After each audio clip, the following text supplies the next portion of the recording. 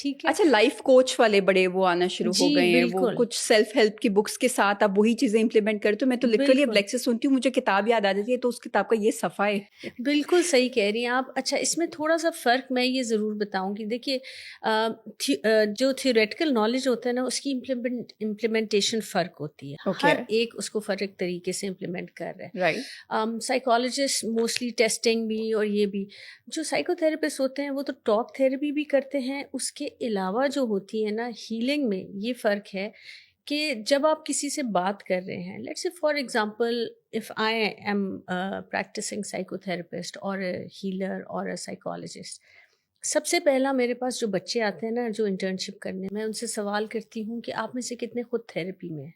Okay, कोई भी therapy में नहीं होता। And that has to be mandatory. हमारे यहाँ ये कॉन्सेप्ट ही नहीं लोगों को पता कि जब तक आप खुद हील ना हो, आप किसी और को हील नहीं कर नहीं कर सकते। सकते, ओ जो यस, भूखा होता है वो किसी को खाना नहीं खिला सकता। सो ये छोटी सी लेकिन ये इतनी छोटी बात नहीं है। This is a very big thing. Very big, अगर मैं किसी को किसी तरफ बात कर रही हूँ या अपने क्लाइंट के साथ कुछ उसको बता रही हूँ, या उसके पीछे देयर इज, कहते हैं ना, मेथड इन दिस मैडनेस। उसके पीछे एक बहुत पूरी एक साइंस है।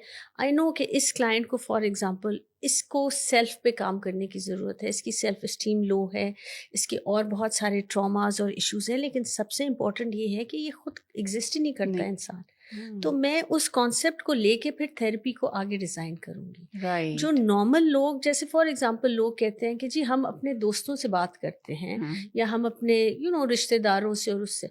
अब दोस्त और रिश्तेदार का ऑलरेडी आपसे एक रिलेशन बना होता है। ट्रू, एक बायस आएगा, एग्जैक्टली तो वो एक बायस आ जाता है, एक ओपिनियन ऑलरेडी। इसीलिए थेरेपिस्ट जो होता है, it has to be somebody जिसको आप जानते नहीं हैं। ओके, जैसे मैं थेरेपी जो है अपने दोस्तों रिश्तेदारों की नहीं कर सकती, क्योंकि ऑलरेडी एक मेरा एक रिलेशन वो उनसे होता है, है, हाँ तो हाँ, एक अनकॉन्शियस बायस आ जाता है। सो नहीं, वैसे दैट मेक्स परफेक्ट सेंस कि जब तक आपको बंदा खुल के बात भी तभी करता है ना, जब मुझे पता हो कि मैंने इसके बाद आपको अपने किसी उस सर्कल में उस तरीके से नहीं देखना। कोई शर्म वाला फैक्टर नहीं है, बंदा कोई पर्दे वाली चीज़ नहीं होती। बाज़ औक़ात अपनी गलतियाँ भी ओपनली ऐसे ही कन्फेस करेंगे। आप फैमिली के अपने दोस्त से बात करें तो उस कहानी में हमेशा आप हीरो होते हैं और आपके साथ ज़्यादती हुई होती है। So absolutely I think that difference counts as well.